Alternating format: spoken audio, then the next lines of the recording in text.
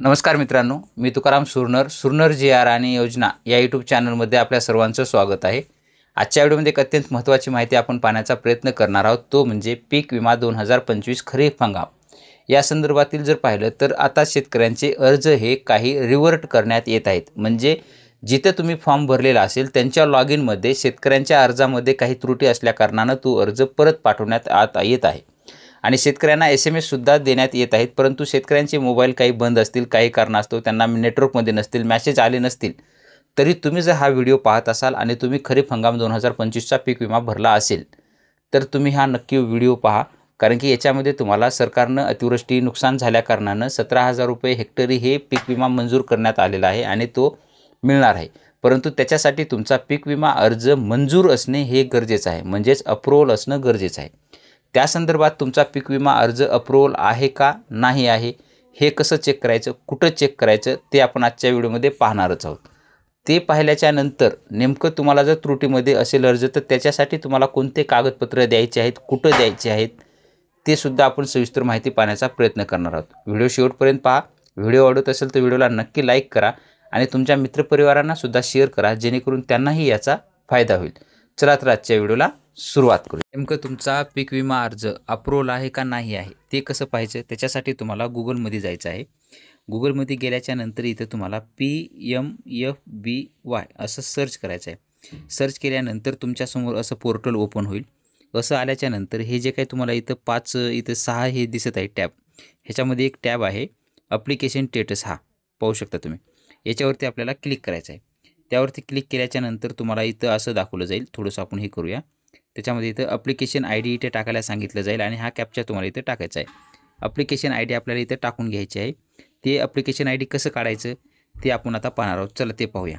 असेल तर त्याच्यासाठी तुम्हाला जे काही प्ले स्टोअरवरून क्रॉप इन्शुरन्स हे ॲप इन्स्टॉल करून घ्यायचं आहे, किंवा PMFBY जरी टाकला तरी तुम्हाला त्या टाकी तुम्हाला इथं लॉग इन करावं लागेल। लॉग इन तुमच्याकडे असेल तर टाकून घ्या, किंवा कंटिन्यू ॲज गेस्ट याच्यामधून सुद्धा आपण हे करू शकता।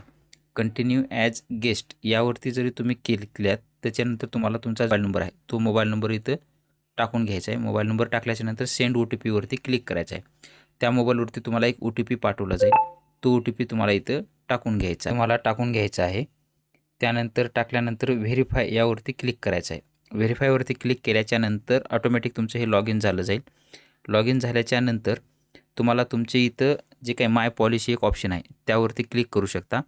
त्यामध्ये तुमचं इथं जे काही स्टेट असेल ते स्टेट तुम्हाला इथं निवडून घ्यायचं आहे। त्यानंतर खरीप सीझनची पावती पाहिजे का रब्बी सीझनची, आपल्याला खरीपची पाहिजे। नंतर प्रधानमंत्री फसल विमा योजनेची पाहिजे का वेदर बेस्डची पाहिजे, आपल्याला PMFBYची पाहिजे। आणि इयर कोणतं 2024-25 हे 2025ची पाहिजे। प्रोसीडवर तसं केल्याच्या नंतर असं तुमच्यासमोर इथं दाखवलं जाईल। पॉलिसी नंबर इथं पाहू शकता की कॉटन, सोयाबीन आणि भात हे 2 असं दाखवलेले आहेत। त्यानंतर हे कापसाचं जे असेल तर हे इथला नंबर असणार आहे, हे तुम्ही लक्षात करून घ्यायचं आहे, कॉपी करून घ्या।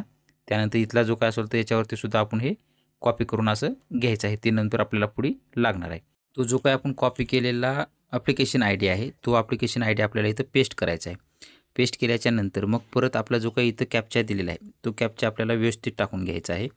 कॅप्चा टाकून घेतल्याच्या नंतर थोडंसं झूम आउट करून वगैरे चेक स्टेटस जे आहे चेक स्टेटसवर आपल्याला क्लिक करायचं आहे। इथं पाहू शकता की आता आपलं काय इनव्हॅलिड ॲप्लिकेशन नंबर लेंथ म्हणत आहे।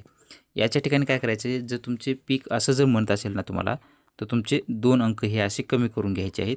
2 अंक कमी केल्याच्या नंतर परत चेक स्टेटसवर क्लिक करायचं आहे।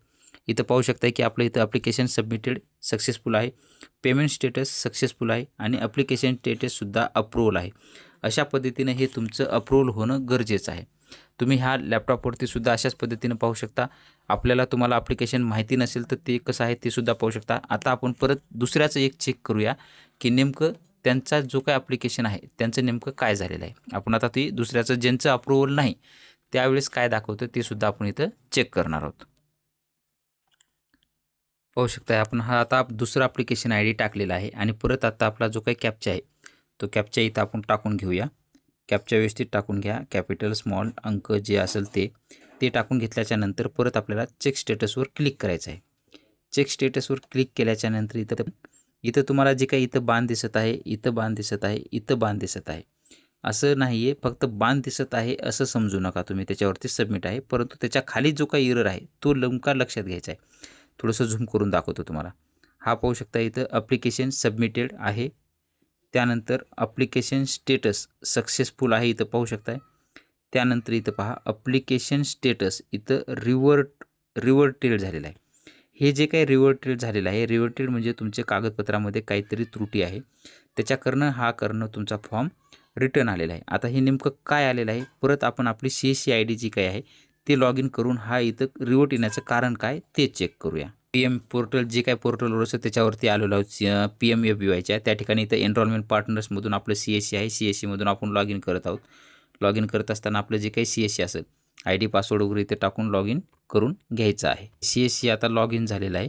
लॉग इन झाल्यानंतर आपल्याला इथं आता जे काय आपलं स्टेट आहे ते स्टेट घ्यायचं आहे.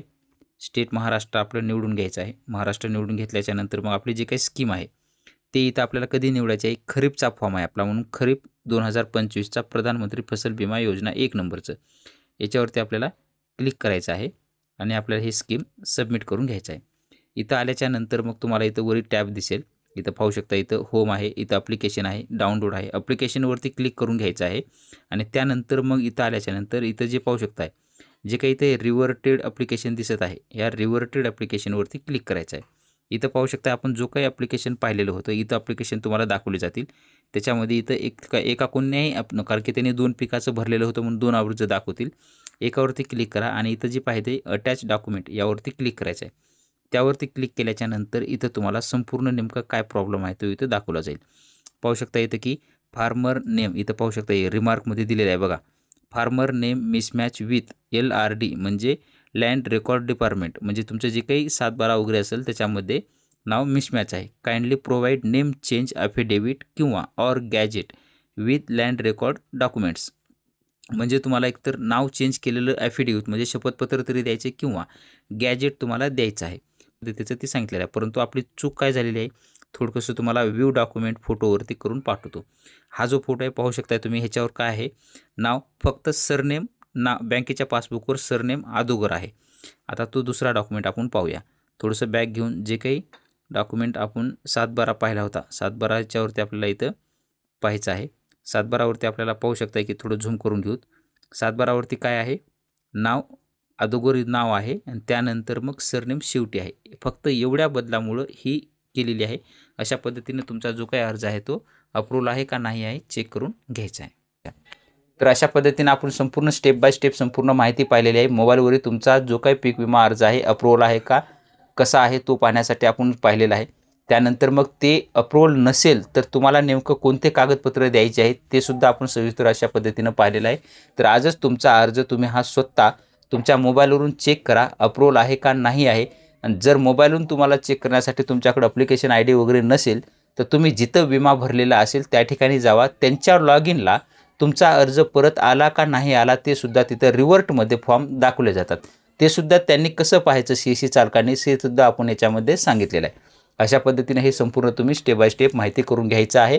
आणि जर तुमचा फॉर्म अप्रूव्हल असेल तर निवांत राहा. तुम्हाला 17,000 रुपये हेक्टरी तुमच्या जमिनीच्या हिशोबानुसार तुम्हाला ते पैसे मिळणार आहेत. अशा पद्धतीचे एक छोटंसं अपडेट होतं ते आपण देण्याचा प्रयत्न केलेला आहे. असेच नवनवीन अपडेट आपल्या चॅनलवरती येत असतात. चॅनलला नक्की सबस्क्राईब करून ठेवा. भेटूया नवीन माहितीसह नवीन व्हिडिओमध्ये. धन्यवाद.